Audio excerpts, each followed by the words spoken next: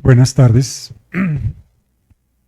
Damos inicio a la sesión ordinaria de la Academia Colombiana de Historia del día 4 de noviembre del año 2025 a las 5 de la tarde. El siguiente es el orden del día. Primero, aprobación del orden del día. Segundo, verificación del quórum. Tercero, saludo del señor presidente de la sesión académico de número Armando Martínez Garnica. Cuarto, acto de posesión como académico correspondiente del doctor Jaime Buenahora Febres Cordero. Quinto, votación de la candidatura de la académica correspondiente Jacqueline Blanco Blanco como académica del número. Sexto, anuncio a los académicos sobre la fecha de la próxima sesión. Séptimo, clausura a cargo del señor presidente de la sesión. Señores académicos, está en consideración el orden del día. ¿Lo aprueban? Procedamos entonces a desarrollarlo.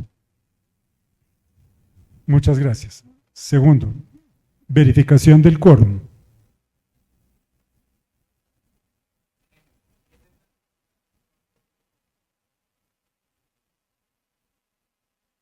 Muy bien. Entonces, razón por la cual disponemos de quórum para deliberar y para decidir. Tercero, saludo al señor presidente. Gracias a todos ustedes por haber venido a esta sesión especial para recibir a un nuevo miembro correspondiente, un nuevo académico correspondiente, don Jaime Buenahora Febres Cordero.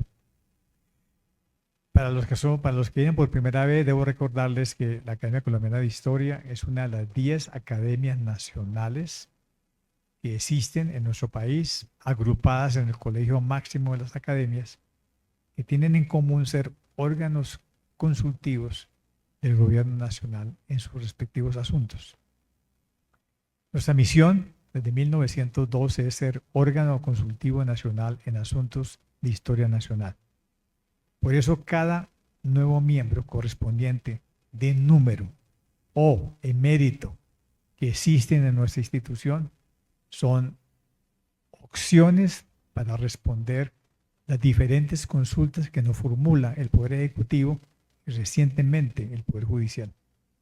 Así que la llegada de un nuevo miembro correspondiente con su formación especializada es para nosotros una oportunidad de contar con una inteligencia especialmente formada para responder las consultas que puedan llegar de las instituciones del Estado colombiano.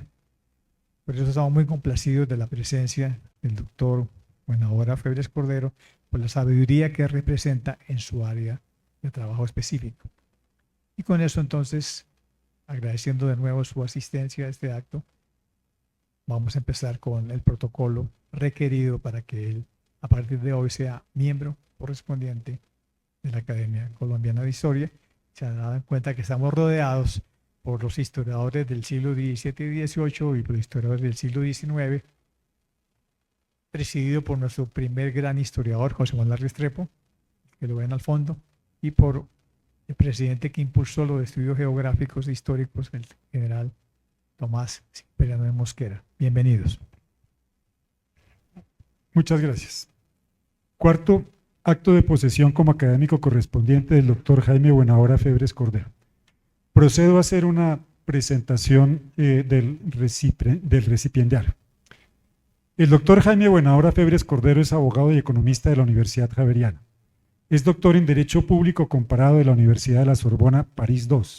Tiene una maestría en Sociología del Derecho de la misma universidad. Cursó un programa de Historia en la Universidad de Heidelberg. Es profesor e investigador de tiempo completo de la Universidad Fairleigh Dickinson University de New Jersey. Ha sido cónsul general de Colombia en Nueva York, viceministro del Interior de la República de Colombia, magistrado del Consejo Superior de la Judicatura y representante a la Cámara. Es autor de numerosas publicaciones en el campo del derecho y de la historia de Colombia, así como columnista en varios diarios. Es miembro correspondiente, además, de la Academia Colombiana de Jurisprudencia. Procedemos entonces a tomar el juramento del recipiendario, que le invitamos que se acerque a la mesa.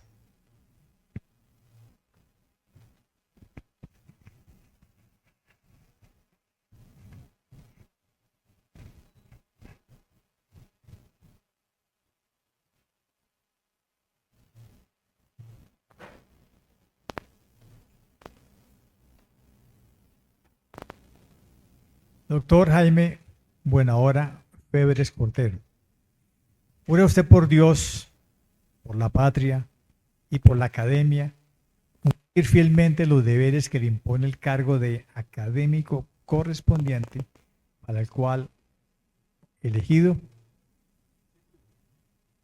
Si así lo hicierais, que él y ellas os lo premien, y si no, que él y ellas os lo demanden. Bienvenido.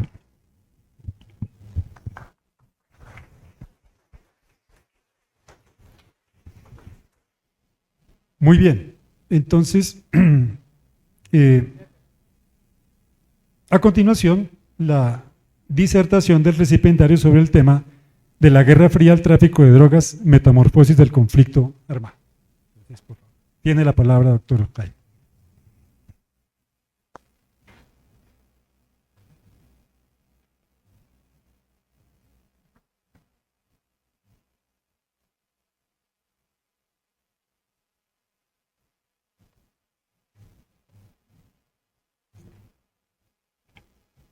Muy buenas tardes para todos. Permítanme, en primer lugar, saludar a los miembros de la mesa directiva de esta dignísima institución. Doctor Armando Martínez Guernica, presidente. Doctor Rodrigo Llano Izaza. Doctor Camilo Gutiérrez Jaramillo. Muchísimas gracias. Un saludo igual para todos los académicos correspondientes, los académicos de número, los honorarios. Y aunque esté ausente, quiero agradecer de manera especial al doctor Eduardo Durán Gómez, quien me postuló y me motivó mucho para que ingresara a esta prestigiosa academia. Bueno, mi trabajo se titula De la Guerra Fría al tráfico de drogas. Es un ensayo bastante extenso, el que presenté, de manera que lo que voy a hacer, lo que voy a compartir con ustedes es una síntesis. Dos fenómenos completamente externos a Colombia. En principio, no vinculados entre sí, como la Guerra Fría y el consumo de estupefacientes en los Estados Unidos, terminaron influyendo de tal forma en el tejido nacional que se convirtieron en factores determinantes de la violencia que ha caracterizado las últimas 4 décadas en nuestra patria. Los colombianos nacidos en la década de los 40 o los 50 y aún en los 60 no conocimos sino tiempo después el impacto real de las guerrillas, como tampoco la incidencia perversa que tendría el narcotráfico. Despertamos ante estos dos fenómenos sociológicos en el tránsito de los años 70 a los 80. Las guerrillas de izquierda que surgieron a mediados de los 60 tomaron realmente fuerza en la década de los 80. Y dos de ellas, las FARC y el ELN, a pesar del colapso de la Unión Soviética en 1990 y de las expectativas generadas por la Asamblea Constituyente del 91, continuaron en la lucha armada y terminaron absorbidas por el narcotráfico. En relación con la producción y el tráfico de estupefacientes, a comienzos de los años 60, Colombia no tenía ninguna mención en los listados de países proveedores en el mercado norteamericano. Para esa generación de estadounidenses, el foco era la lucha por los derechos civiles y políticos, junto a Martin Luther King Jr. y Malcolm X, y también por detener la guerra de Vietnam. Y la marihuana y el LSD eran las sustancias generalmente apetecidas. La marihuana, que entonces entraba a los Estados Unidos, provenía mayoritariamente de México.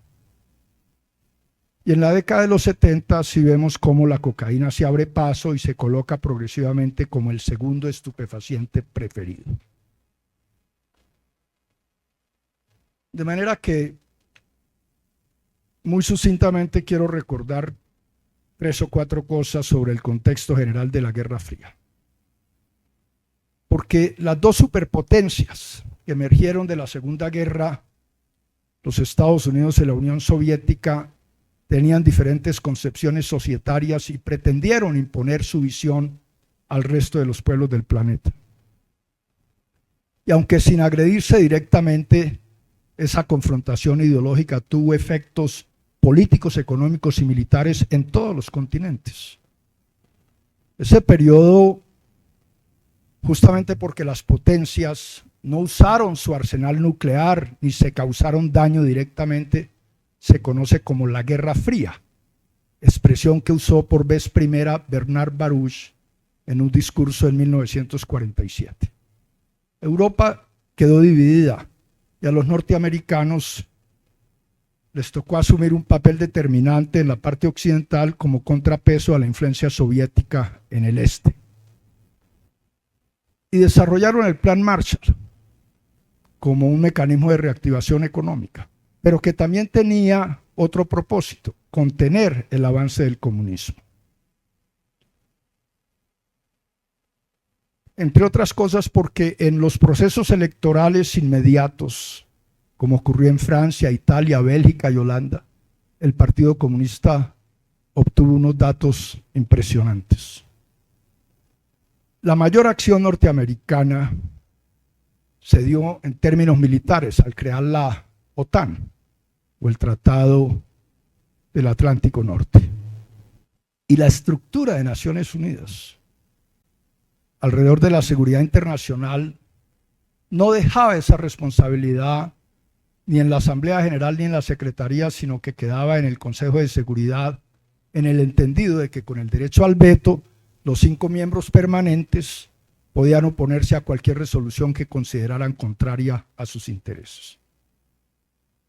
Esos 5 eran los Estados Unidos, la Unión Soviética entonces, el Reino Unido, Francia y China, entonces Taiwán. Y ciertamente el Consejo de Seguridad merece un reconocimiento en la medida en que pudo evitar una conflagración global. No guerras focalizadas o convencionales, pero sí una conflagración global.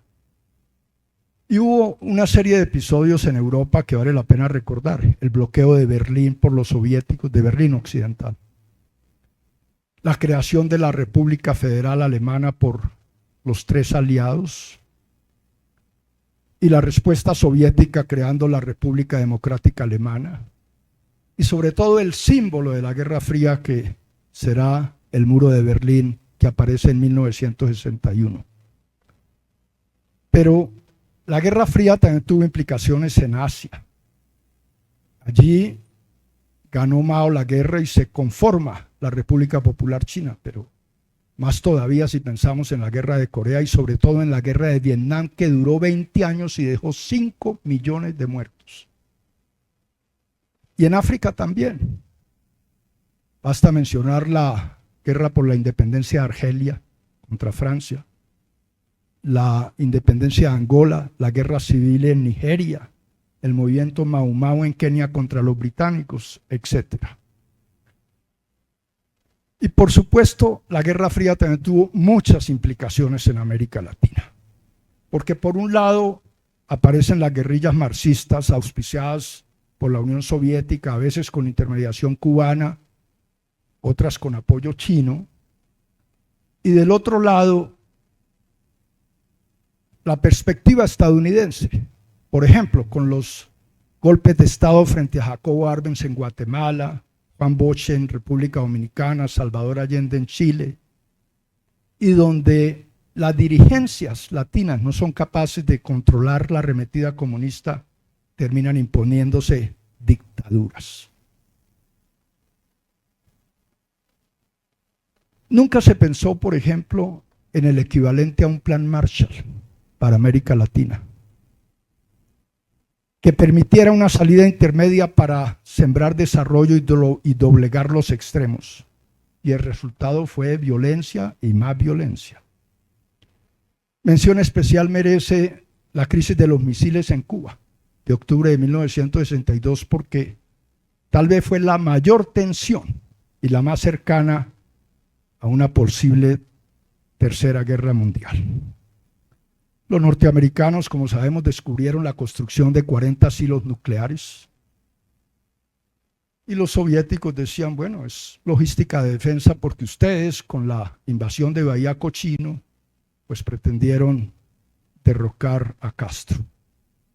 Al final, después de 2 semanas de zozobra para todo el mundo, Khrushchev ofrece retirar los misiles a cambio de, 1, que los Estados Unidos no invadan la isla, y 2, que igualmente los Estados Unidos retiren los misiles instalados en Turquía, que eran una afrenta al sur de la Unión Soviética. Las guerrillas en América Latina surgieron entonces como reflejo de ese mundo bipolar. Y salvo contadas excepciones, ellas no antecedieron en su fundación a las FARC, el ELN o el EPL, ni tampoco las superaron en su duración. Del mismo modo, un comparativo en relación con el número de militantes, estructuras financieras o acciones terroristas indica que los grupos insurgentes colombianos causaron muchísima mayor violencia. Claro, podemos mencionar, por ejemplo, en Brasil, Colina, Comando de Liberación Nacional. En Argentina, 3, 4, 5 grupos, los más conocidos, los Montoneros, que curiosamente no son o no eran de inspiración marxista, sino peronista. En Uruguay, los Tupamaros, aunque había otra guerrilla anarquista fuerte de inmigrantes gallegos e italianos. En Chile, varios movimientos, pero también una contraguerrilla. Frente Nacionalista Patria y Libertad. En Paraguay, el Ejército Paraguayo Revolucionario. En el Perú, varios grupos, pero allí una guerrilla curiosamente muy fuerte, Sendero Luminoso, patrocinada por el maoísmo, no por los soviéticos. Y si vamos a América Central, pues recordamos el Frente Farabundo Martí en El Salvador, los sandinistas en Nicaragua y la Unidad Revolucionaria Nacional en Guatemala. Y en México, curiosamente, 4 años después de terminada la Guerra Fría, aparece el Movimiento para la Liberación Nacional Zapatista, cuya primera declaración se da el día en que se firma el NAFTA, o Tratado de Libre Comercio para Norteamérica.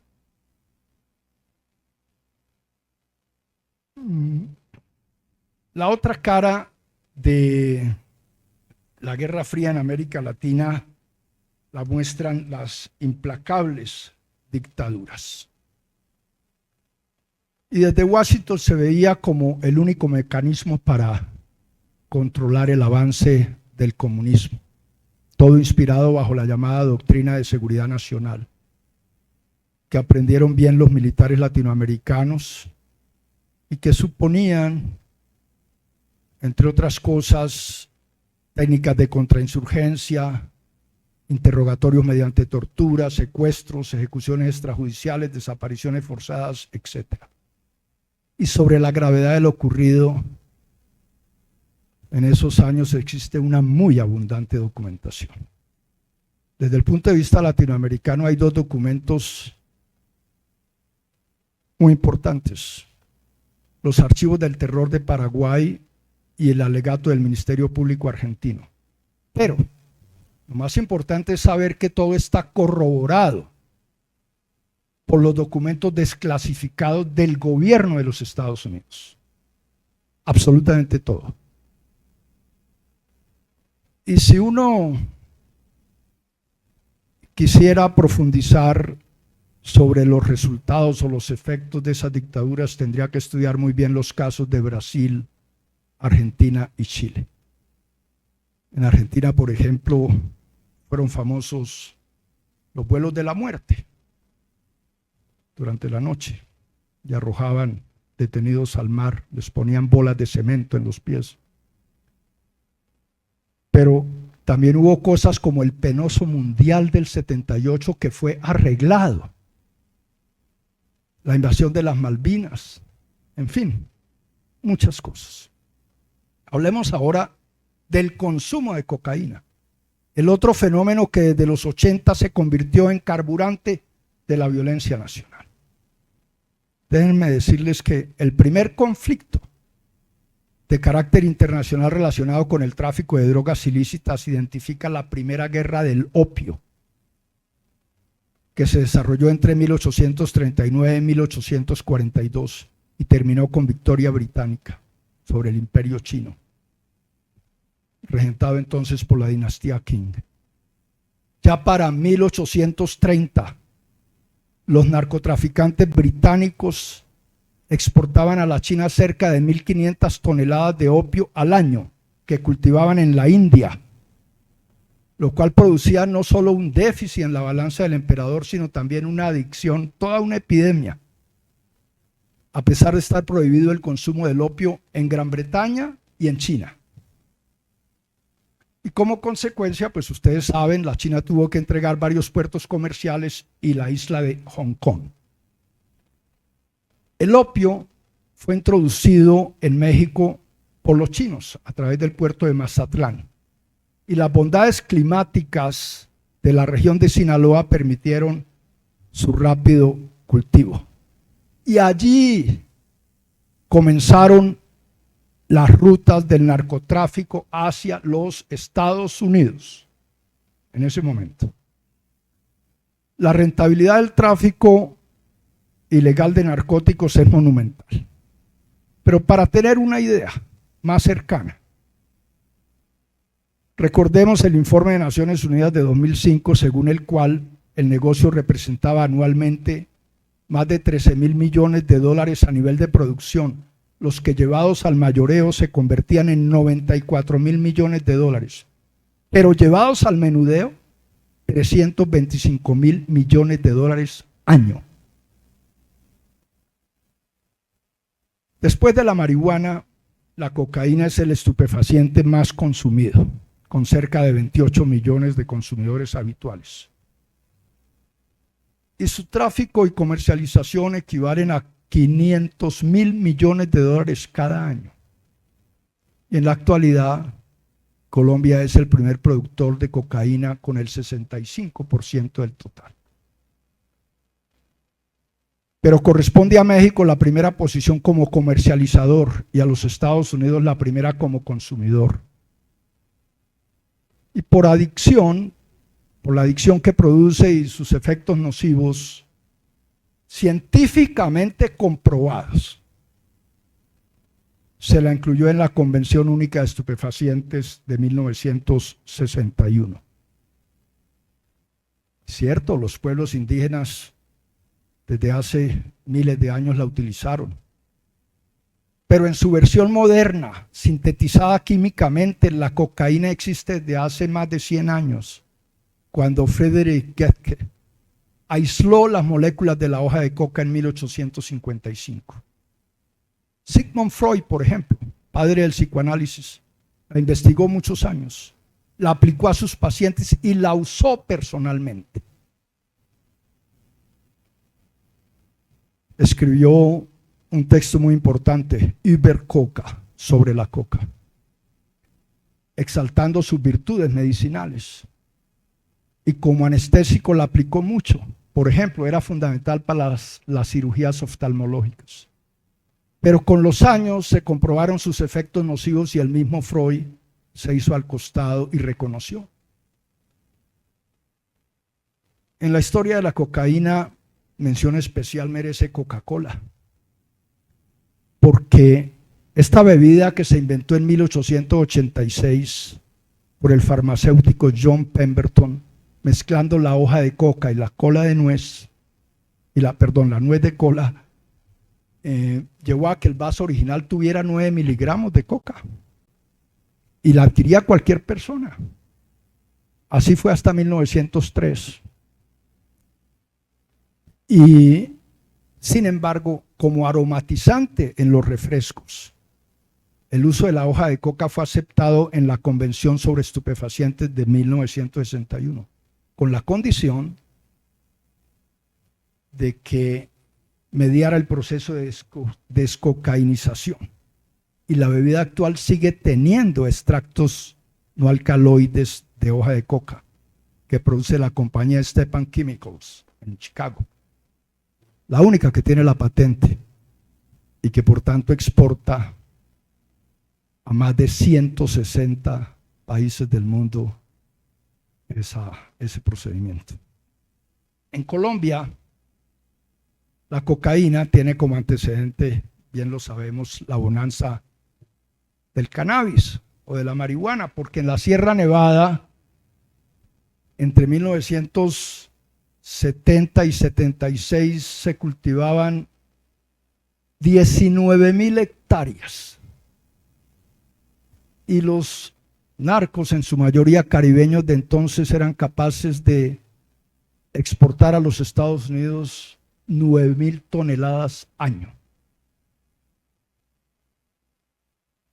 El gobierno de Carter presionó mucho a Turbay y Turbay tuvo que fumigar esos cultivos. Inclusive terminó firmando el tratado de extradición en 1979. Pero en la medida en que la cocaína iba reemplazando a la marihuana, por supuesto, los narcotraficantes colombianos, viendo su rentabilidad y la facilidad con que se obtenía la hoja de coca en Perú y Bolivia, pues fueron mutando también. Y ahí surge una nueva generación de narcos colombianos, más con asiento en Cali y Medellín, cuyos nombres todos conocemos. Pasemos ahora al desarrollo del conflicto armado. El Frente Nacional, a pesar de constituirse 12 años después de terminada la guerra mundial, se estructuró como un compromiso con el pasado, en la idea de superar la confrontación liberal conservadora, pero ignorando el nuevo orden político global que mostraba el antagonismo entre Estados Unidos y la Unión Soviética. En el plano interno, el Frente Nacional entonces restringía el acceso al poder, en tanto excluía a cualquier movimiento de ideología distinta a la liberal o conservadora. Los movimientos progresistas eran considerados ilegítimos. El modelo parecía más bien de partido único, ya que la militancia liberal y conservadora terminó identificándose con el Frente Nacional. Y los gobiernos, en lugar de adoptar políticas públicas consecuentes frente a las desigualdades, siempre recurrieron al estado de sitio. Bajo ese marco institucional surgieron los movimientos insurgentes. Y entonces, en 1964, aparecen las FARC, bajo Marulanda o tiro fijo llamado nombre verdadero Pedro Antonio Marín. Adoptaron el marxismo-leninismo y no crecieron mucho, hasta que en 1982 cambian la estrategia y deciden que tienen que incrementar su militancia y pasar de 24 frentes a 48. En su lucha desarrollan, por supuesto, múltiples acciones terroristas. Y en materia financiera, a finales de los 80, dan un giro, porque estaban en el impuesto de gramaje a cocaleros y narcos, que por ejemplo a mediados de los 80 les representaba 22 millones de dólares. Pero en la medida en que se meten de lleno en el negocio del narcotráfico, ya en el 2002, 2003, 2004, reciben 500 millones de dólares año, solo por el narcotráfico. El segundo grupo es el ELN, que siguió las ideas de la Revolución Cubana y se inspiró en la teología de la liberación, al punto que varios curas, como Camilo Torres, Domingo Laín, Manuel Pérez, José Antonio Jiménez, adhirieron. Ese grupo tuvo muchas dificultades al principio, por purgas internas y también por golpes que padeció.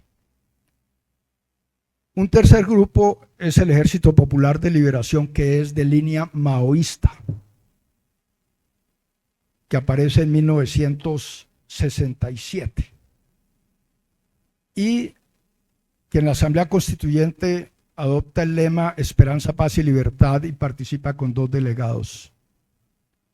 La cuarta guerrilla es el M-19, que a principios de los 80 tenía mucho más impacto en la psicología colectiva colombiana, porque sus golpes no eran semejantes a lo tradicional en la acción guerrillera, como por ejemplo robarse la espada de Bolívar, o la toma de la Embajada de la República Dominicana, o el asalto al Cantón de Armas, y finalmente el Palacio de Justicia, que pasado mañana cumplimos 40 años. Y ese grupo, que tuvo altas y bajas, terminó reincorporándose a principios de 1990 y participó en 2 procesos electorales de ese año con relativo éxito. Y había guerrillas menores. En todo caso, a comienzos de los 90 había 4 guerrillas regulares y 2 menores, Quintín Lame y PRT. Pero las características del conflicto armado venían cambiando por el narcotráfico y el paramilitarismo, que multiplicaban la violencia. Y la pretensión de Escobar de llegar al Congreso en el año 82 pone el narcotráfico en la agenda nacional, dadas sus implicaciones. Luego viene el asesinato del ministro Lara Bonilla. Entonces una espiral de terror se desata. Y a pesar de las reacciones del Estado durante varios años, sobre todo con el cuatrienio Barco,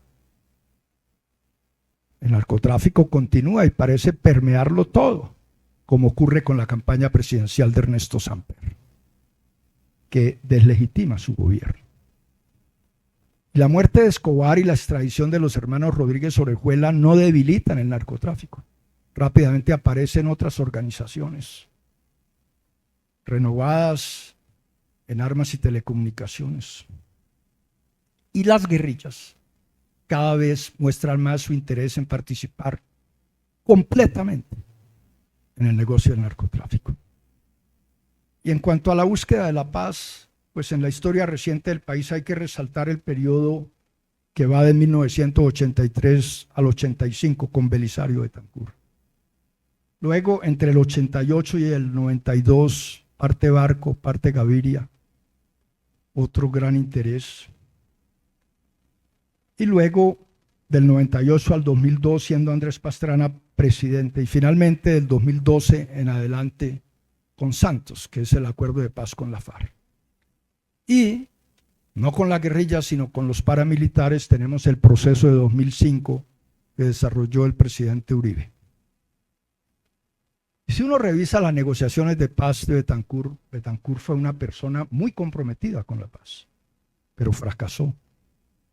Con el M-19, con quien se sentó en España a conversar directamente, las cosas terminaron muy mal. El último episodio fue lo del Palacio.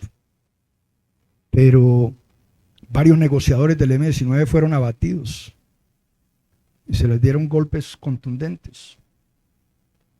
El ELN nunca creyó en esa viabilidad del proceso. El EPL participó, pero asesinaron a William Calvo, su principal dirigente, y se retiró. Y en cuanto a las FARC, son famosos los acuerdos de la Uribe. Todo con base en la Ley 35 de 1982, iniciativa del senador Gerardo Molina, que concibió la desmovilización en el entendido de que se entregarían armas. Pues bien, la FARC firman el acuerdo, participan en el año 86 por primera vez en el tema electoral y les va muy bien.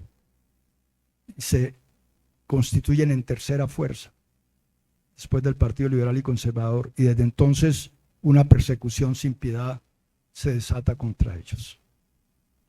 Al punto que en un lapso de 18 años están los listados, mueren más de 4.050 militantes de la Unión Patriótica.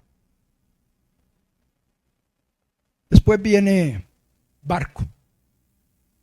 Y en el gobierno Barco la confrontación es mucho más con el narcotráfico. Barco quiere reactivar la extradición. Tiene el problema del año 87 de inaplicabilidad que decretó la Corte Suprema, pero persiste.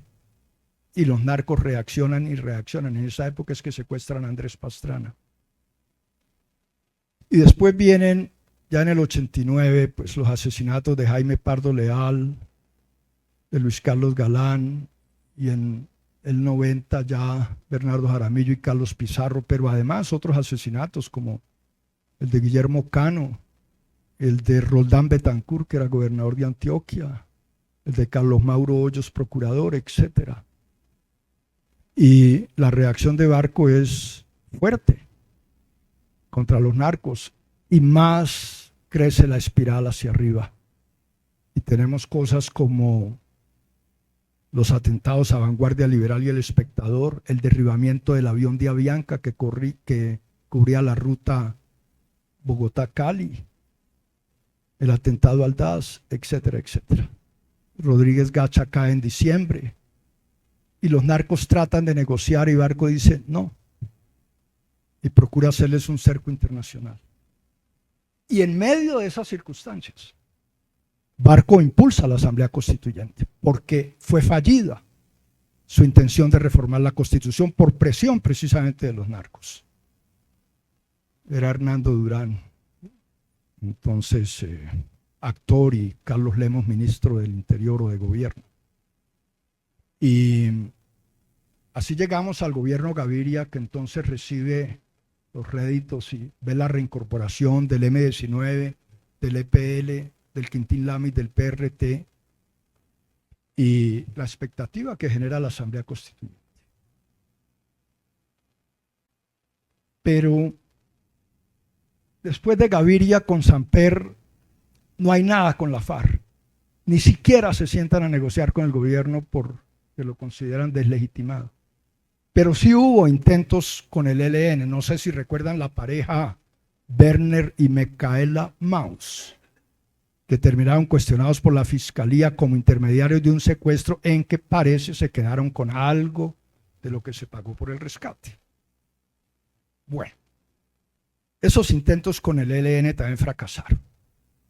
Y en ese orden, las FARC crecían y crecían, y para el año 98 la voluntad popular se inclina en favor de Andrés Pastrana en la medida en que quiere que empiece una negociación alrededor de la paz. Y tenemos la historia del Caguán que todos conocemos bien. Una zona de distensión tan grande como Suiza, que por supuesto tuvo oposición en algunos sectores de la institucionalidad, pero que terminó mal porque desde el comienzo hubo tropiezos. La FARC aprovecharon para incrementar sus cultivos, sus laboratorios, mover secuestrados, etc. Del lado del gobierno, en un momento hubo incumplimiento. La FARC liberaron 242 detenidos. Se suponía que el gobierno les iba a liberar detenidos y no se hizo.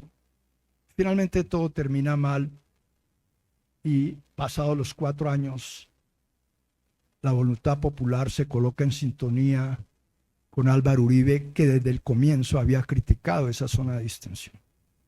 Y Uribe sube y entonces desata una confrontación radical con la insurgencia. Y tiene éxitos. Y en lugar de considerar que hay un conflicto armado, dice que hay una amenaza terrorista. Y en ese orden entonces se producen muchas cosas, muchos episodios. La FARC también reaccionan, acuérdense del avión de Aires, del secuestro o la retención de Ingrid Betancourt, de parte del gobierno la operación Jaque en 2008, pero antes en 2007 el asesinato de los diputados del Valle, en fin, desde lado y lado. Y no todo es éxito para Uribe, porque está lo de los falsos positivos que según la Comisión de la Verdad superó 6.000 casos, están los nombres. Hay más de 50 militares implicados. Y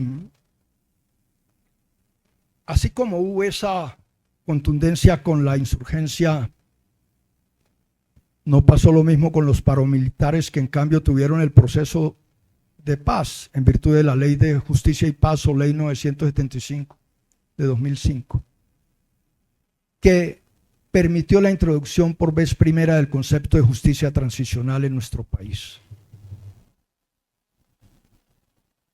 Y así las cosas, pues llegamos al periodo Santos, que pasó muy rápido porque lo conocemos bien, pero quiero sí decir lo siguiente.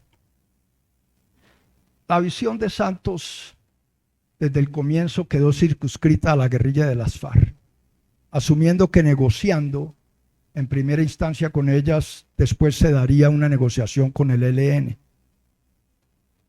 Esta perspectiva parecía amplificar el aspecto residual, llamo yo, de la Guerra Fría, como si pretendiera recuperar su activo ideológico, cuando el contexto general de la violencia colombiana mostraba desde hace un par de décadas que su fuerza centrífuga era el tráfico de cocaína, negocio que había absorbido ya a las señaladas insurgencias. Esa visión restrictiva del conflicto pasaba por alto, además, la capacidad generadora de violencia de las otras organizaciones armadas ilegales, dedicadas también todas al narcotráfico, la minería ilegal y la extorsión, como el Clan del Golfo, los Rastrojos, las Águilas Negras, la Oficina de Envigada, los Paisas o el Ejército Revolucionario Popular de Colombia, que en conjunto controlaban 367 municipios del país. 2012. Y claro, desde el anuncio de las negociaciones con la FARC hubo una intensa polarización en el país. Así en el plano internacional hubiera recibido apoyo. Y todos sabemos que después de 4 años pues se presenta un plan de 6 puntos, que no los voy a mencionar, los conocemos bien. Pero sí quiero señalar que ese acuerdo fue develando gradualmente sus limitaciones, inconvenientes y algunas disfunciones. Primero, porque el ELN quedó al margen. Y en segundo lugar, porque desde el inicio, como dije, el país cayó en una tensa polarización. Al punto que en el plebiscito por la paz, la propuesta de paz fue derrotada. Y las cosas se confirman con la sucesión de Santos que encarnará Iván Duque, miembro del Centro Democrático, el partido opositor al acuerdo. Y claro, durante Duque la implementación del acuerdo perdió ritmo, a pesar de haberse elevado a política de Estado. Pero en 2022, otra vez un giro ideológico, esta vez para caer en manos de la izquierda en cabeza de Gustavo Petro.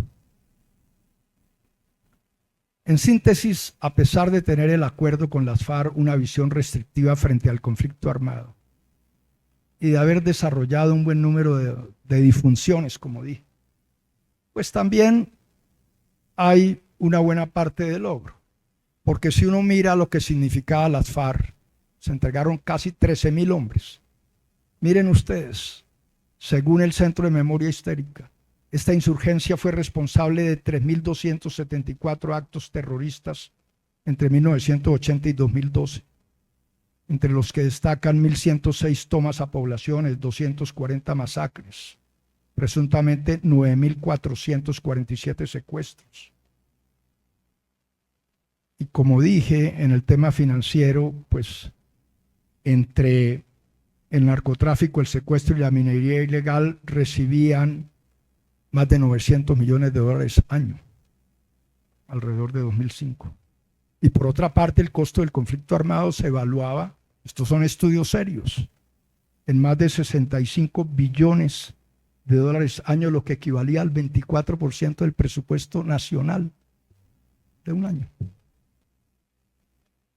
Y bueno, esa violencia ha dejado 452.000 muertes en un lapso que va de de 1985 a 2018.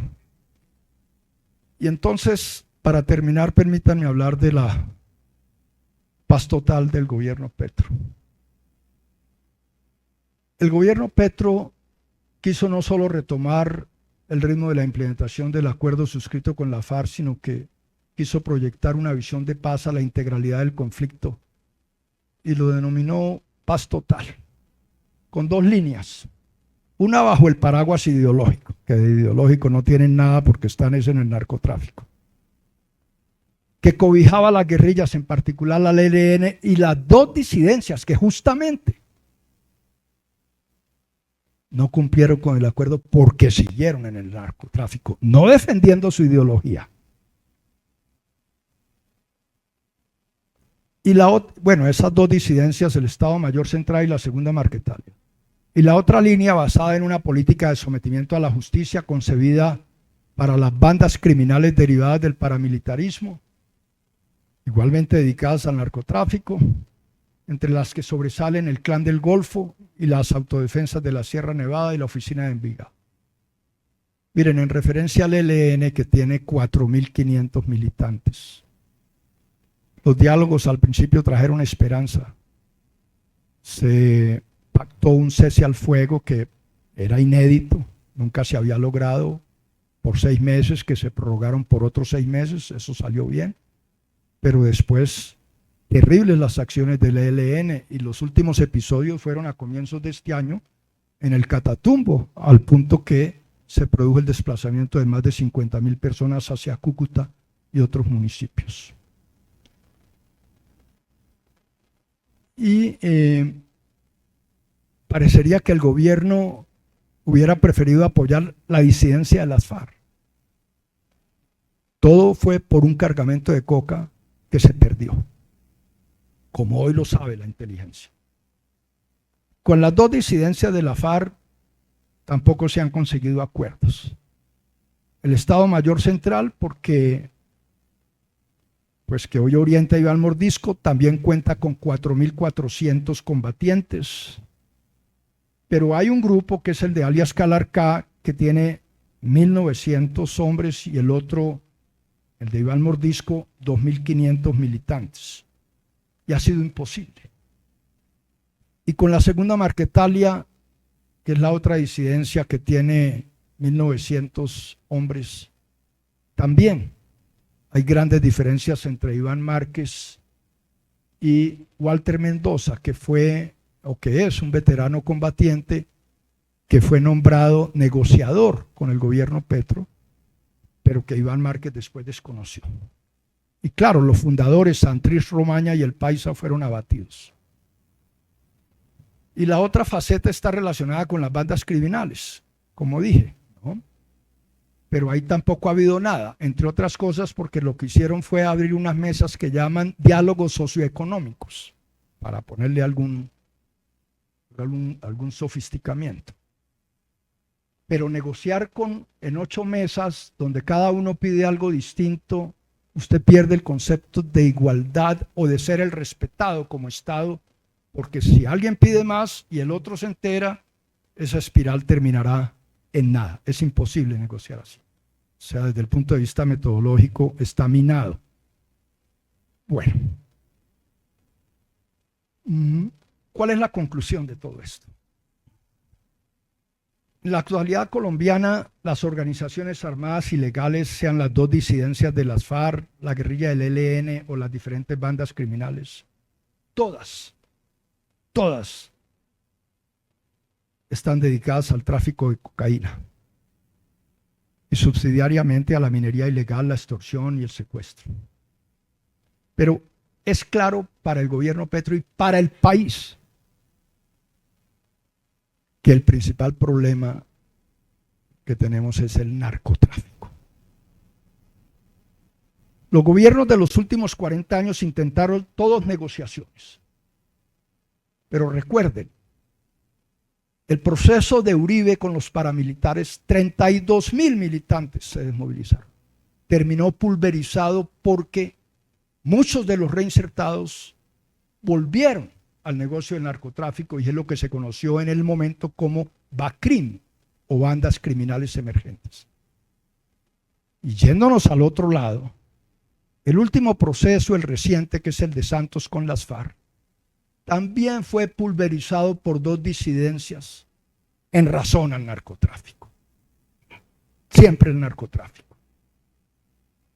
Y para tener una idea clara del sentido económico de este negocio, recordemos que un kilo de cocaína cuesta $1.200 en el país, al paso que se vende en Nueva York a $32.000. Y si usted lo lleva a Bruselas, lo vende en $54.000. Y si pensamos en naciones más distantes pero rígidas, como China, Japón o los Emiratos, un kilo puede costar $128.000, $183.000 o $286.000. Colombia sigue ocupando el primer lugar en cultivos, con 253.000 hectáreas, pero con un incremento dramático entre 2022 y 2023, del 49% en sembríos, cosa que es gravísima. Y la solución no parece cercana. Las dos líneas de acción y discusión en distintos foros identifican la guerra contra las drogas y su eventual legalización. Y la primera comenzó en 1971 con Nixon. Pasados 54 años, la guerra contra las drogas entrega un balance deficitario. Entre tanto, el consumo de estupefacientes y de la cocaína continúa en ascenso. Según Naciones Unidas, hay 295 millones de consumidores habituales de narcóticos. Es decir, el consumo ha aumentado un 20% en los últimos 10 años. Colombia, desde la contundente intervención del presidente Barco en 1989 ante Naciones Unidas, planteó la corresponsabilidad internacional. Sin embargo, nuestro país en el ajedrez geopolítico global, a pesar de ser el primer productor mundial de cocaína y de verse afectado en todos sus tejidos, no tiene mayor poder de decisión para alcanzar la puesta en marcha de una política efectiva basada en la corresponsabilidad internacional. Su rol, que no es central sino colateral, hace que su testimonio opere más como insumo informativo para modificar estrategias o crear nuevas y relacionadas con la producción y comercialización. En el tema de las drogas, como en otros, el verdadero poder de decisión a nivel global se encuentra en los Estados Unidos, en especial por ser el mayor consumidor de narcóticos. Pero ojo, actualmente en relación con la cocaína no existe ninguna posibilidad para su legalización, como sí ocurrió con el cannabis, que por supuesto no se pueden comparar los efectos nocivos, como sí ocurrió con el cannabis, al punto que en 40 estados de la Unión Federal Americana se permite su uso medicinal y de ellos en 24 también su uso recreativo. En cambio, la lucha contra la cocaína continuará demandando por parte de Estados Unidos eficiencia y resultados a países como Colombia y México, determinantes en la producción y comercialización, pero sin la correspondencia suficiente de la nación norteamericana en cuanto al control de su consumo interno. Es decir, nos siguen viendo como responsables únicos. Bajo esta perspectiva, que no va a cambiar en el corto ni mediano plazo, Colombia seguirá siendo rehén y víctima del devastador flagelo y su escalofriante violencia. Solo una simultaneidad y correspondencia en la lucha contra la oferta y la demanda puede socavar su cimiento. Hacer entender esto debe ser prioridad de nuestra dirigencia y diplomacia. En resumen, el tráfico de drogas es, sin lugar a dudas, el principal enemigo de la paz en Colombia. Pocos dimensionaron la perversa potencialidad del pequeño monstruo de los años 70. El ferviente culto a su descomunal lucro, que ha carcomido todo el tejido nacional. político, social, cultural, produciendo torrentes de violencia. También atrapó las formas residuales de las guerrillas derivadas de la Guerra Fría. Este ya largo viacrucis, que ha dejado 500.000 de muertes, fuera de ser una enorme tragedia para la sociedad colombiana, también representa su mayor fracaso. Muchas gracias.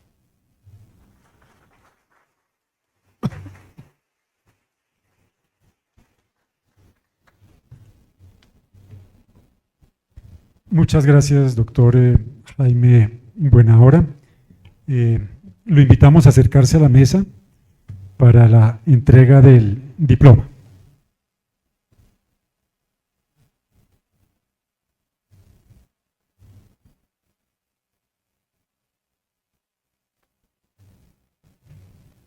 Gracias. El texto del diploma que acredita al recipiendario como académico correspondiente de la institución reza así: República de Colombia. La Academia Colombiana de Historia, en atención a los merecimientos del doctor Jaime Buenahora Febres Cordero, lo ha elegido académico correspondiente de la corporación. Bogotá, Distrito Capital, 4 de noviembre del año 2025. Firman el presidente Armando Martínez Garnica, el vicepresidente Alberto Gómez Gutiérrez y el secretario académico Camilo Gutiérrez Jaramillo.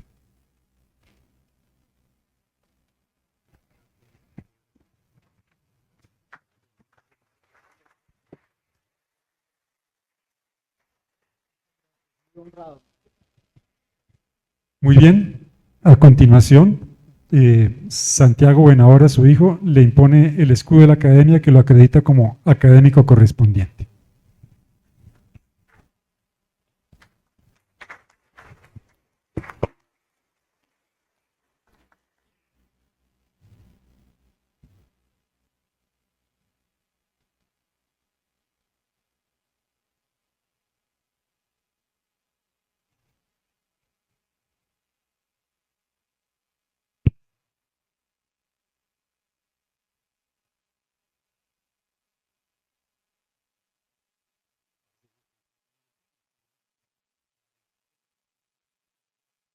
No, lo conservamos para ti.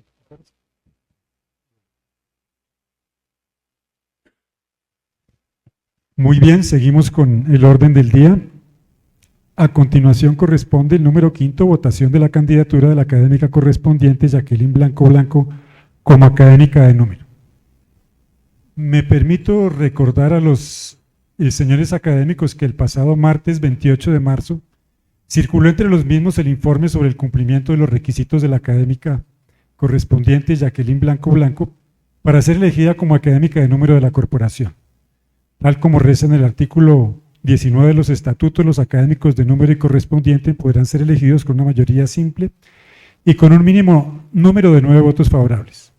Entonces, habilitamos únicamente a los académicos electores, asistentes, presentes y conectados en forma remota, entre honorarios y académicos de número presentes y virtuales, para decidir si tal académica correspondiente, Jacqueline Blanco, pasaría a numeraria. Le pido a los académicos José Manuel Restrepo y Pablo Pérez proceder a escrutar los votos depositados en esta sala y los que están haciendo por internet.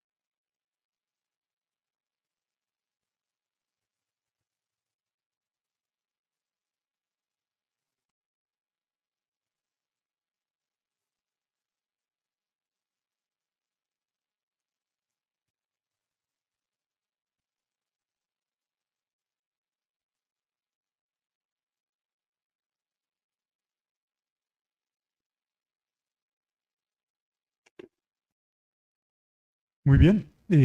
Me permito anunciar que tenemos entonces de los académicos presentes 7 votos positivos, de los académicos conectados virtualmente 6 votos positivos, un voto en blanco y un voto negativo, razón por la cual la doctora Jacqueline Blanco queda elegida como académica de número.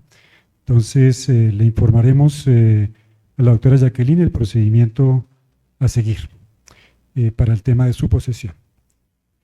Con base en esto, pasamos al punto número 6, que es el anuncio a los académicos sobre la fecha de la próxima sesión, que tendrá lugar el día 11 de noviembre, una sesión solemne en la cual se llevará a cabo la imposición de la Orden Centenario de la Academia Colombiana de Historia al doctor Gustavo Correal Urrego.